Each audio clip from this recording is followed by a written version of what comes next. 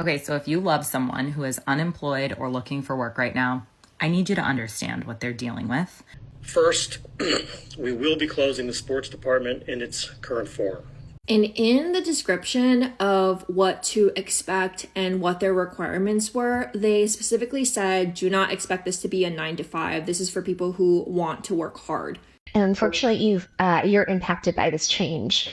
So your last working day is today. So we're only a month and a half into 2026, and things are already not looking too good for the job market. We've already had multiple companies announce mass layoffs in 2026. For one, UPS said it will eliminate 30,000 jobs. Amazon said they plan to cut 16,000 corporate roles. Pinterest is expected to lay off 15% of its workforce. Target, Citibank, Meta, Workday, Nike, and that's not all of them. And according to this NBC article, the US economy experienced almost zero job growth in 2025, according to revised federal data that was just released from the Bureau of Labor Statistics. When the data first came out, it indicated that the US economy added 584,000 jobs last year, but the BLS revised that number after it received additional state data and found that the labor market had added only 181,000 jobs in 2025. To put that number into perspective, this is far fewer than the 1.46 million jobs that were added in 2024. This also means that last year went down as the worst year for hiring since 2020 or since 2003 outside of a recession, which means that things are almost as bad as they were in 2008 during the Great Financial Crisis. And another company doing layoffs this year, the Washington Post. First, we will be closing the sports department in its current form. We plan to retain several reporters to join features and cover sports as a cultural and societal phenomenon, as well as several folks to staff the print sports section. This is obviously a uniquely and incredibly difficult decision. Our sports coverage is often superb. Our sports writers are among the most talented in our business. Sports has a very proud legacy at the Post.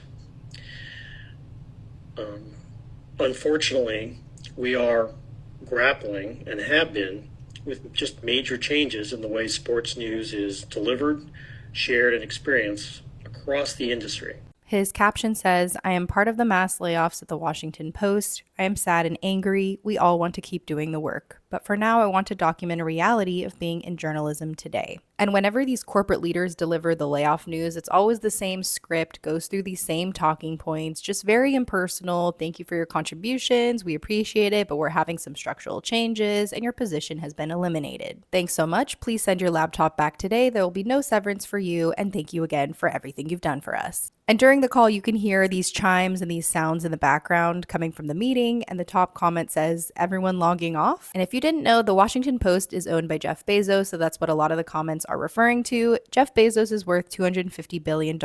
Billion with a B. He could keep the Post going indefinitely off of a tiny fraction of the interest his assets generate and not even notice. We truly live under the most despicable wealthy class. So sorry this happened to you. Jeff Bezos spent $50 million on his wedding, by the way. How many times could your salary have been covered by the $75 million for Melania? So this is something I learned as I was researching for this video. According to the New York Times, Amazon is spending $35 million to promote its film about the First Lady, far more than is typical for documentaries. Amazon also paid Mrs. Trump's production company $40 million for the rights to Melania, which is about $26 million more than the next closest bidder, Disney. The budget for Melania is unknown, but documentaries that follow a subject for a limited amount of time usually cost less than $5 million to produce. The $35 million for marketing is 10 times what some other high-profile documentaries have received. Ted Hope, who worked at Amazon from 2015 to 2020 and was instrumental in starting the company's film division, said, "This has to be the most expensive documentary ever made that didn't involve music licensing. How can it not be equated with an outright bribe? How can that not be the case?" The story goes on to say that in order for us to grasp just how uncustomary Amazon's marketing push for Melania is, we can compare it to how Magnolia Pictures handled RBG,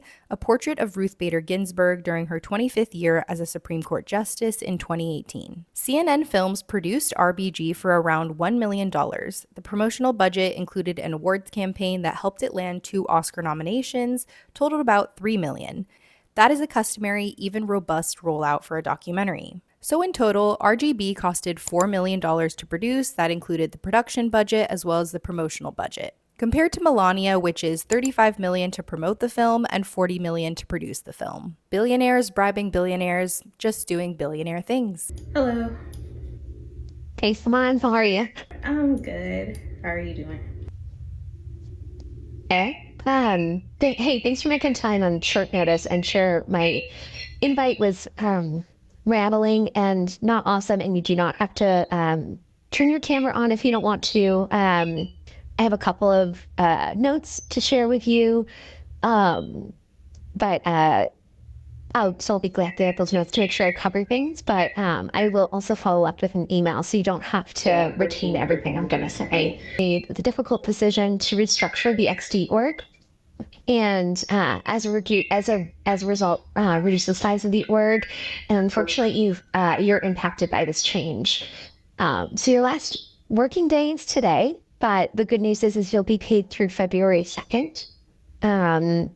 Those are the most important pieces of information. Your system access as an employee will be turned off at some point today. I'm not sure when exactly. In your Workday and Benefits portal, you'll still have access to until February 2nd as an employee, and then after that, you'll have access to it as an alumni. And then I'm going to email you the specifics of your severance, benefits, and a few other details that will probably be helpful later and be ready to go through them. I want to pause. I know I just rattled off a whole bunch of really big news. Is there any questions or anything that you want to ask? Are there any reasons other than just like restructuring? Like, what's the reason for the restructuring?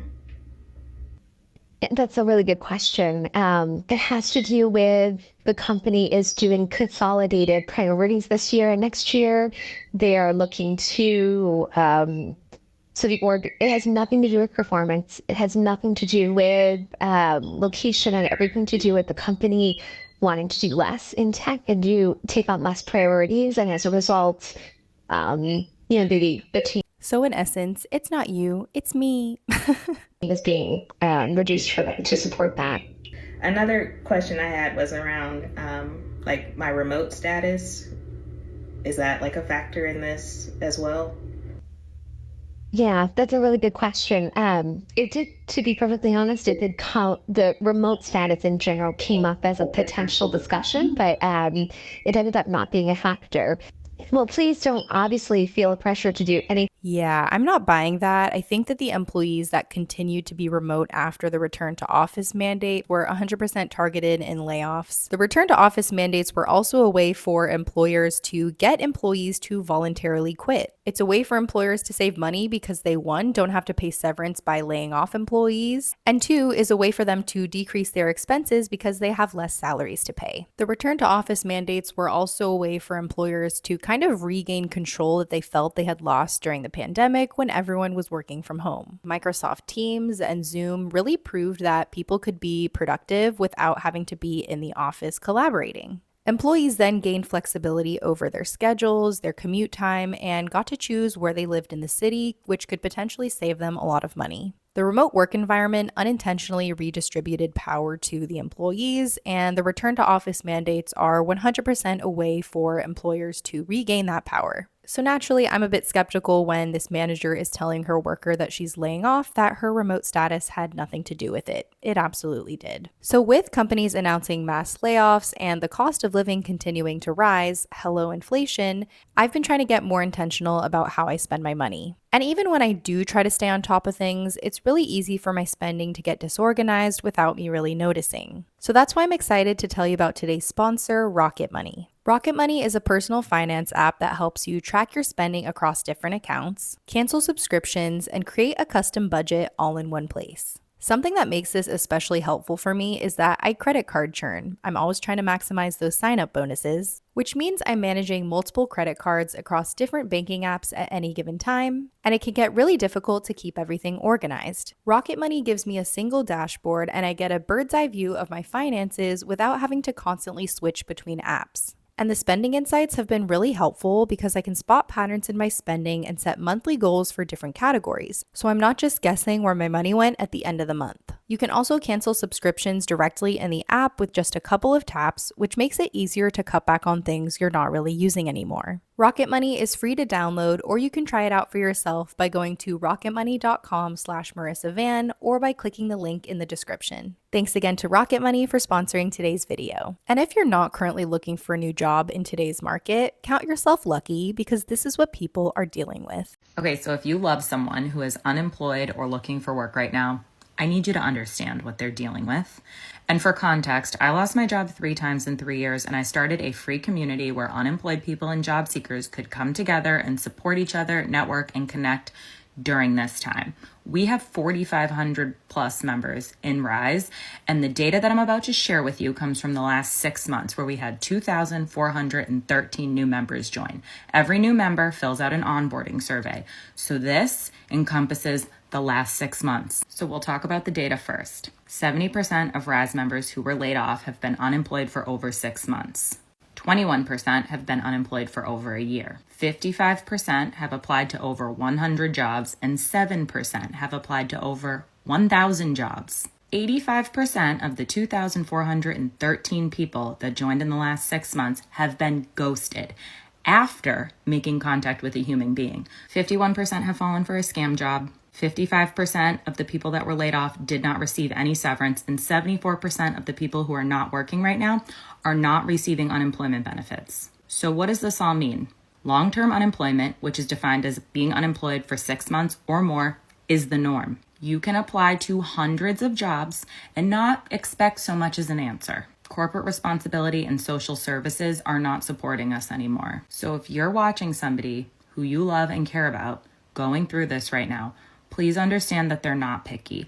Please understand that they're not trying hard enough. They're just navigating something that is so fundamentally broken, and the people from the top have the resources to fix it, and they're just not. Rise is just a representation of what's going on in the greater workforce, and our data doesn't lie because I read it all line by line. This is not your friend's personal failure. This is systemic failure. And the more we all understand what's actually happening, the better we can support our friends, loved ones, peers, family. So I'm curious, job seekers, what is one thing that you wish your friends, family, loved ones knew about what was going on in your job search right now? Man, those are some abysmal numbers and just goes to show how tough it is in this job market. My mom, I love her dearly, said to me, "You'll find something soon. You have a degree." It was so frustrating to hear. Degrees don't mean anything now. They lied to us. I disagree with this because I think college degrees are still valuable. Yes, it is true more people than ever are getting college degrees, which does mean that they are less valuable than before. However, a college degree will still get you a leg up over someone who doesn't have one. If the time comes and they're choosing between someone with a high school diploma and a college degree, they're pretty much always going to go with the person with the college degree. And I talked a little bit more about this in my student loan video, so if you want a little bit more information about that, go ahead and check that video out. But yes, that is frustrating to hear because just because you have a degree now doesn't mean you're automatically going to get a job. So I can see how that would be frustrating to hear from your mom. Remember when corporate layoffs were embarrassing for a company? Why is a company posting record profits while also laying people off because that's way too commonplace now too? And LinkedIn does not do enough to protect job seekers on their site. There are so many fake or filled jobs posted. That's another problem with these job boards. A lot of these roles are ghost jobs. There's not actually a job open. These companies are just posting them to ensure that they still look like they're hiring, so it looks good to their investors and for their bottom line. And then, of course, we have to worry about scams. Naturally, when we are applying to hundreds or even thousands of jobs, there's a very high chance you're going to put your personal information into a malicious site that's trying to scam you. I wish they understood how draining it is to sell yourself over and over again for nothing. Finally got hired today after 2 years of unemployment. Unemployed for 14 months now, these job postings online must be bots or scams. It's the worst job market I have ever had to deal with. This is why I stopped hanging out with friends and family while I was unemployed for 7 months in 2024. Emotionally, I couldn't keep explaining why I didn't have a job and how bad it was. My husband flew out of state for a final in-person interview, said they were putting together an offer, and still ghosted him after. I was laid off last July. My mom asks me once a week if I'm applying to jobs. Duh, I'm also over 50. And that brings me to a comment I received from one of you guys on a previous video. At some point, even job hopping gets hard once you reach your 50s. Everyone wants to hire younger workers and pay them less.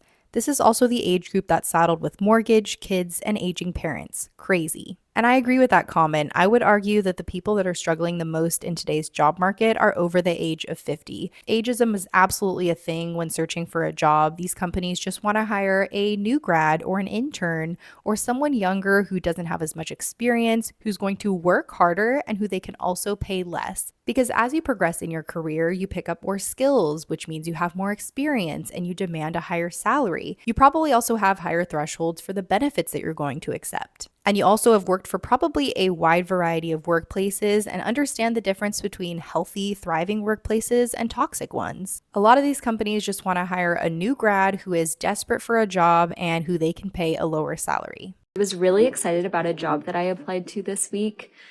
Resume, cover letter, letter of recommendation, all on point, and I had a glowing internal referral who contacted me this morning and said, hey, so you haven't heard back from the hiring team yet because over 5,000 people applied for that role. So good luck. Someone commented, if you got a 4-year degree and a pulse, pivot to local or state government. And I'm seeing a lot of these similar comments on these videos recommending people to go work for the government, but even that's not safe. The government is doing layoffs as well. If this is not an indication of how bad the job market is right now, I don't know what is. I was on LinkedIn scrolling and just, looking at updates as one does. And I happened to come across this role that this company had posted. And in the description of what to expect and what their requirements were, they specifically said, do not expect this to be a 9-to-5. This is for people who want to work hard. That was the first thing I was like, can you not work hard in a 9-to-5? That was my first thought. The second thing they had in their list of requirements was, if you are looking for work-life balance, this job is not for you. I'm kind of torn about that response because, for one, at least they're honest. But for normal people who want to have a life beyond work and outside of work, I just thought it was crazy. I don't know which one is worse right now, dating market, job market, or housing market. Let me guess, the pay was $50K? It's because they should be hiring 3 to 4 people for the role, but they only want to pay 1. That's another thing. Amid all of these mass layoffs, the people that were quote unquote lucky and didn't get laid off and got to keep their jobs will now just be picking up the slack for all of the people that got laid off. There is a very high probability that this company just laid off 2 people, combined their job descriptions, posted it online, and now they're expecting 1 person to do the job of 2 people. I think I saw this, and it required 6 days a week in person because they moved too fast for remote, lol. They make it sound like anything less than being overworked is something to be ashamed of. And I'm sure it still said over 100 applicants. And another thing, because this gets me heated, unless you've been on a job search in the last 2 years, you do not know how bad it is out here. The job market is trash, basura, it's been bad. I'm talking about applying to 20 jobs a day, reaching out to recruiters, doing this on LinkedIn, and hearing crickets. People are trying, people are not lazy. And then people who have a job give the most useless advice, like, why don't you tailor your resume to every single job? You don't think that I've done that? Unless your job is hiring and you have a referral, zip it. The top comment says, if you have no connections, you're cooked. And that comment has 383,000 likes. My parents keep telling me there's plenty of work everywhere. Where? Did you go straight to the CEO's office and give a firm handshake? It's like a married person giving dating advice. They have no idea. It's the toughest job market I've ever seen in 14 years as a career coach. Going on 9 months unemployed. Job market was so bad that I ended up joining the military. Yes, girl, it is that bad. Having an interview, them saying they like you and get denied. It is brutal out there. And going back to getting laid off, these companies will do it in the most impersonal way and won't even let you say your goodbyes. These motherfuckers move quick in the tech world. Like, just got off a Zoom call not even 15 seconds ago. My computer restarts. Now it's locked. They're just so impersonable about the way they do this. Like, there was a really good number of colleagues that I worked with on this team that I actually really enjoyed working with. And I would have loved to just send them a message and be like, hey guys, peace, good luck.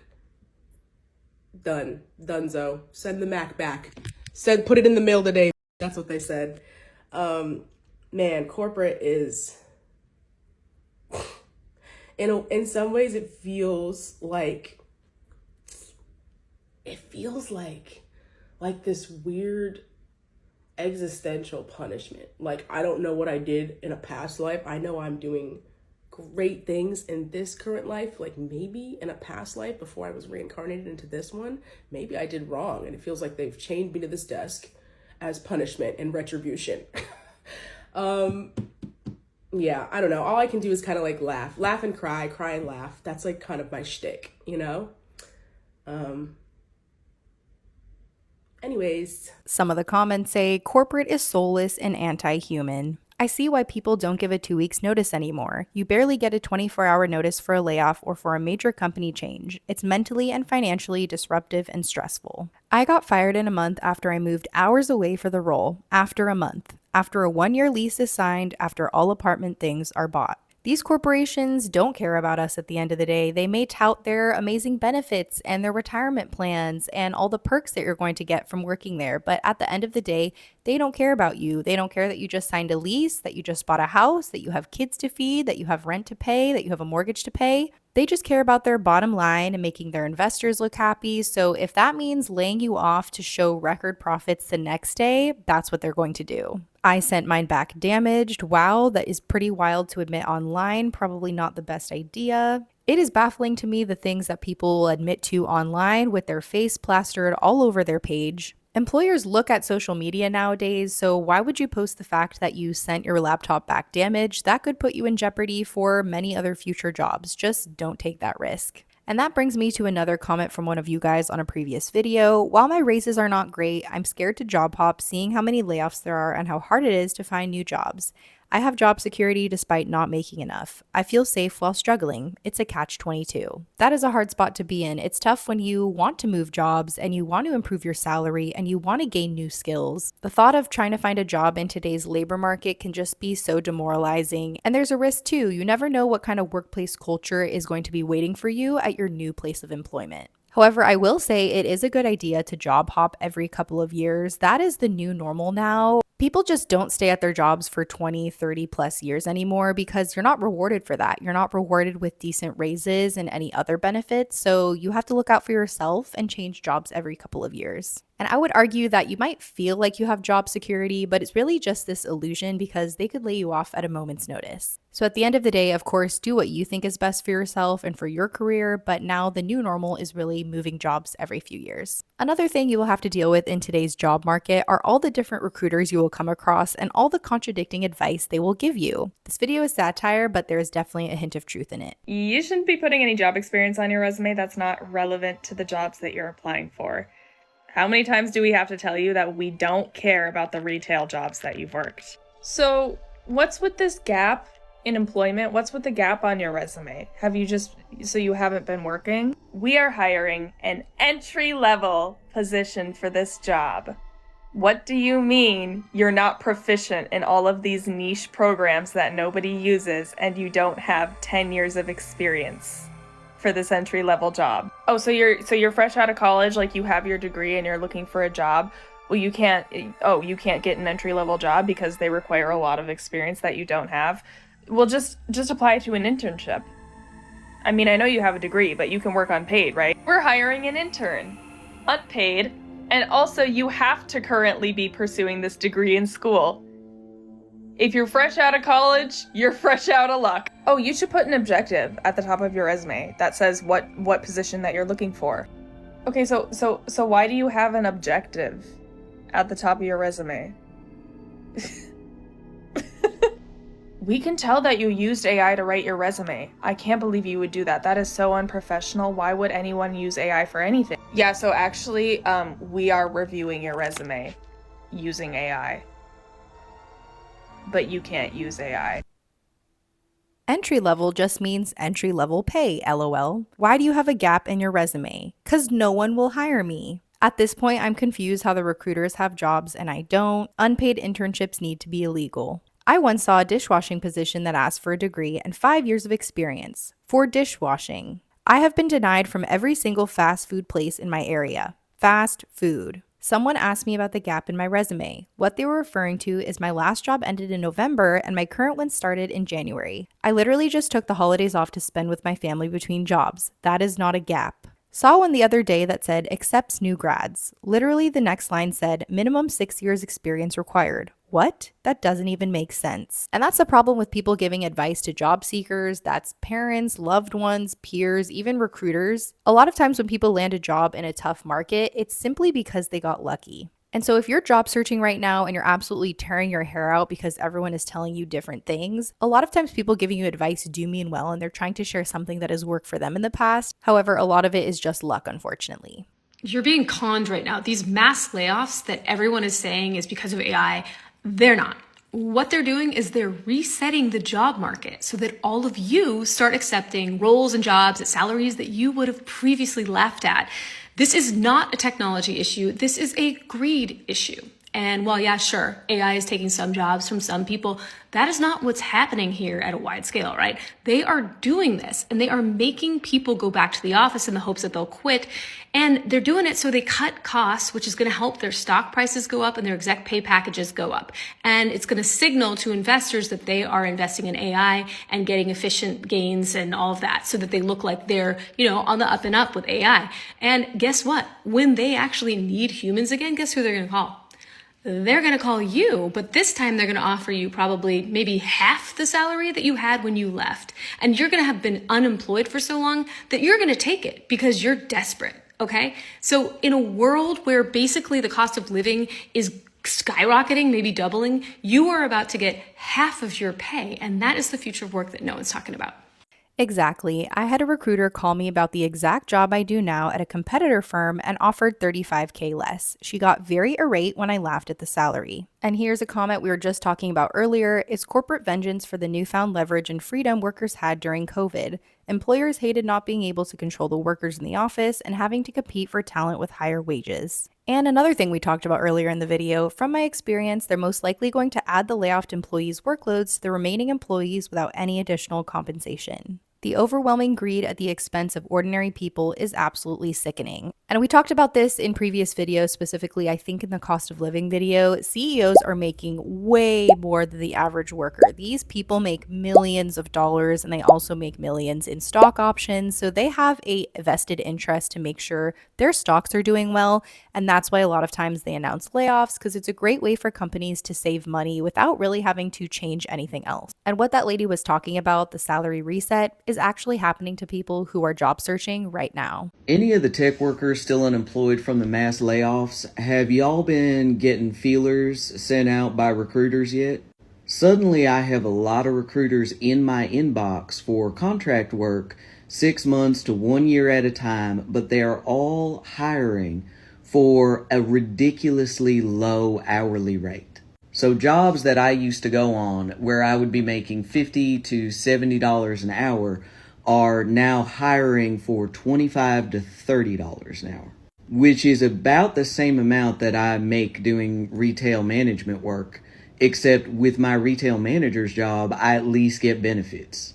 The whole reason for a high hourly is that you are charging for the benefits that you do not get as a salaried employee, including things like job security, your 401k, and your health insurance.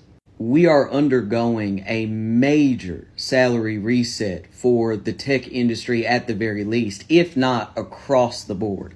They are trying to get white-collar workers as close to the minimum wage as possible. Never once did I ever think my tech job, my cushy tech job, would be the equivalent of working retail. Never. And now I'm sitting here with interviews from the Big Five that offer the same amount as my retail job, but I mean less, honestly, because I don't get health insurance, I don't get benefits, and I don't get paid time off. My retail job is more competitive than the tech jobs I'm going out for. And I have 10 years of experience in high-level content strategy and algorithm work. This is wild. Never in all my years would I think that specialized work would be competitive or on par with my retail job. Never. And I don't have disrespect for retail. I just didn't think it'd be that way. The layoffs were to reset the job market so that people will accept lower pay and short terms. In my opinion, they did layoffs for wage suppression. It was the great salary reset. Anyone working with AI knew it had nothing to do with AI replacing jobs. I'm a nurse. We are also getting offered lowball offers with more responsibilities, longer hours, and no good benefits. Oh, well, we can just replace you with AI. No, you can't. That's why you're hiring me back. I think that AI is this big bubble that's going to pop eventually. The problem is a lot of these companies are investing in AI prematurely, thinking that it's going to replace their workers when it's shown no sign of actually doing that yet. A lot of these companies are investing in AI, but it's just a smokescreen. They're just laying off US workers and hiring workers in India or other countries where they can pay them $2 an hour. And lastly, we can hear from someone who experienced textbook gaslighting in an interview process. I think the most discouraging thing about this job market is that the jobs that do come available want so much from you, and they don't have a lot of pay that's involved in it. And I just came out of I would say it was a really good job interview. Like, I could easily see myself do the work.